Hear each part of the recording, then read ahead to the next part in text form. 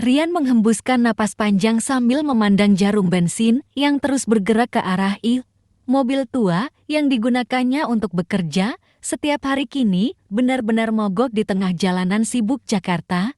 Dengan peluh yang mengalir di dahinya, Rian mencoba menyalakan mesin berkali-kali.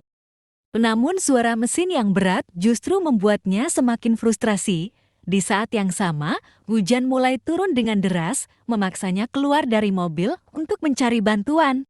Di sisi lain, Luna menatap jam tangan berlapis emasnya dengan cemas.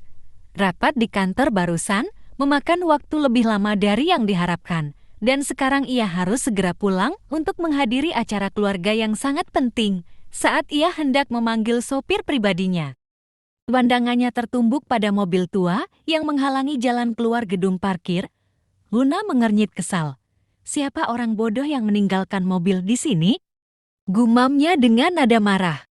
Saat Rian berusaha membuka kap mobil untuk memeriksa masalahnya, Luna dengan langkah cepat mendekatinya. Tanpa basa-basi, ia langsung memarahi Rian, menuduhnya tidak tahu aturan dan mengganggu lalu lintas.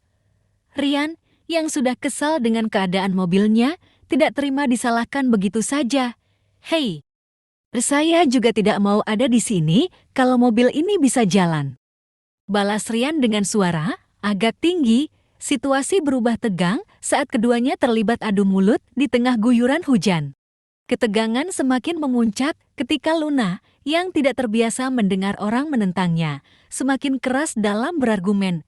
Rian, yang terkejut dengan sikap kasar wanita di hadapannya, mulai menyadari bahwa perempuan itu bukanlah orang sembarangan. Namun, sebelum Rian bisa berkata lebih jauh, Luna tiba-tiba mengeluarkan kartu nama dan melemparkannya ke arahnya. "Datanglah ke kantor saya besok. Saya akan pastikan Anda membayar atas kerugian waktu saya," seru Luna sebelum bergegas masuk ke mobil penggantinya. Rian berdiri terpaku, memandangi kartu nama yang kini tergeletak di genangan air di kakinya. Nama Luna Hartanto tertulis jelas dengan gelar C.E.D. di bawahnya. "Sial," gumamnya sambil menghela napas panjang. Ia tidak tahu apa yang menunggunya besok. Tapi ia sudah bisa merasakan bahwa pertemuan ini akan menjadi awal dari sesuatu yang rumit dan mungkin juga berbahaya. Keesokan paginya, Rian tiba di gedung kantor yang megah dengan perasaan campur aduk. Gedung itu menjulang tinggi, mencerminkan kemewahan dan kekuasaan, sesuatu yang terasa begitu asing baginya. Ia menatap kartu nama yang sudah basah oleh hujan malam sebelumnya dan melangkah masuk dengan sedikit ragu. Saat ia memasuki lobi yang luas dan penuh dengan orang-orang berpakaian rapi, Rian merasa seperti berada di dunia yang sama sekali berbeda dari kehidupannya yang sederhana. Setelah beberapa saat menunggu, seorang asisten wanita mengantarkannya ke ruang kantor Luna yang berada di lantai paling atas. Saat pintu terbuka, Luna sedang duduk di balik meja besar, menatap layar laptop dengan serius. "Akhirnya Anda datang," katanya sambil melirik ke arah Rian. "Saya harap Anda siap untuk bertanggung jawab atas kejadian kemarin." Rian membuka mulutnya untuk berbicara, tetapi sebelum ia sempat menjelaskan, Luna menghentikannya. "Tapi saya tidak punya waktu untuk membahas hal kecil seperti itu. Saya punya tawaran untuk Anda." Rian tertegun mendengar kata-kata Luna.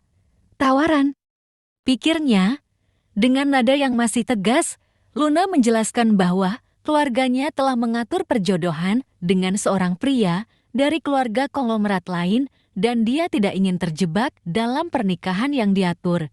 "Saya butuh seseorang untuk berpura-pura menjadi tunangan saya," ucap Luna sambil menatap mata Rian tajam. "Dan Anda, kebetulan, adalah orang yang tepat. Anda terlihat cukup meyakinkan untuk menipu mereka." Rian tercengang mendengar permintaan itu. "Mengapa saya?" tanyanya dengan ragu. Luna tersenyum tipis, senyumnya tampak mencemooh. "Karena Anda adalah orang biasa, seseorang yang tidak akan mereka curiga, dan saya suka bahwa Anda tidak takut melawan saya kemarin. Itu menunjukkan bahwa Anda punya keberanian." Rian merasa bingung dan tidak yakin apakah ini adalah kesempatan atau perangkap, namun sebelum ia bisa menjawab, Luna melanjutkan, "Saya akan membayar Anda dengan jumlah yang layak, cukup untuk melunasi semua utang dan memperbaiki mobil tua Anda itu." Kata-kata terakhir Luna membuat Ryan terdiam. Tawaran ini terdengar gila, tetapi menggiurkan. "Apa yang saya harus lakukan sebagai tunangan pura-pura Anda?" Tanyanya dengan nada skeptis. Luna tersenyum penuh kemenangan, mengetahui bahwa ia telah mendapatkan perhatian Ryan. "Tidak banyak, Anda hanya perlu tampil bersama saya di beberapa acara sosial dan menghadiri pertemuan keluarga saya. Dan tentu saja, Anda harus menandatangani kontrak yang mengikat kita untuk 6 bulan ke depan." Ryan menatap Luna, mencoba membaca niat wanita itu, tetapi yang ia lihat hanyalah mata yang penuh tekad. Sesuatu memberitahunya bahwa ini akan menjadi keputusan yang mengubah hidupnya selamanya. Ryan duduk di depan meja panjang di ruang rapat Luna, matanya tertuju pada setumpuk dokumen kontrak yang telah disiapkan di depannya. Luna berdiri di sisi lain meja, tangannya terlipat di dada, ekspresinya dingin dan serius. "Kontrak ini mencakup semua ketentuan," katanya dengan nada profesional. "Ada klausul yang mengatur tentang perilaku publik, privasi, dan larangan berbicara kepada media. Ia juga melihat ada penalti besar jika salah satu dari mereka melanggar perjanjian. Jadi, ini seperti film Hollywood, ya?" Gumam Ryan sambil menggelengkan kepala. Luna tersenyum tipis, lalu duduk di kursi di depannya. "Anggap saja begitu. Tapi saya serius, Ryan, saya tidak ingin ada drama atau kesalahan. Ini adalah urusan bisnis." Sesaat hening meliputi ruangan itu, Ryan memikirkan situasinya. Luna adalah seorang wanita yang terbiasa mendapatkan apa yang diinginkannya, dan ia jelas tidak akan menerima penolakan. Namun, tawaran ini bisa menyelesaikan banyak masalah finansial Ryan, termasuk utang-utang lama dan biaya hidup yang semakin meningkat.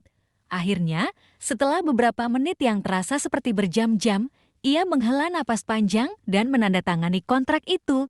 "Baiklah, saya setuju," ucapnya pelan namun tegas. Luna tersenyum, kali ini dengan kilatan kemenangan di matanya. "Bagus, selamat datang dalam permainan ini." Luna segera memberikan instruksi kepada asistennya untuk menyusun jadwal acara yang harus dihadiri oleh Ryan sebagai tunangan barunya. Luna menjelaskan bahwa Ryan harus mempelajari detail kehidupan pribadinya, mulai dari kebiasaannya, keluarganya, hingga fakta-fakta kecil yang mungkin akan ditanyakan oleh orang-orang di sekitar mereka. "Kita harus tampak seperti pasangan sungguhan. Ini bukan hanya tentang berpura-pura, ini tentang meyakinkan semua orang," katanya tegas. Ryan menyadari bahwa ini bukanlah tugas yang mudah, tetapi ia siap untuk mencoba. Beberapa jam berikutnya dihabiskan dengan Luna yang mengajarkan Ryan tentang peran barunya, mulai dari gaya bicara hingga cara menanggapinya di depan publik. Ada saat-saat di mana Luna terlihat tidak sabar, tetapi Ryan berusaha tetap tenang dan menyerap sebanyak mungkin informasi. Ketika pelajaran hari itu selesai, Luna mengulurkan tangan untuk berjabat tangan dengan Ryan. "Ini baru permulaan. Semakin cepat Anda belajar, semakin mudah ini bagi kita berdua," katanya. Ryan menerima uluran tangan itu, merasa bahwa ini adalah awal dari sesuatu yang jauh lebih besar daripada yang pernah ia bayangkan.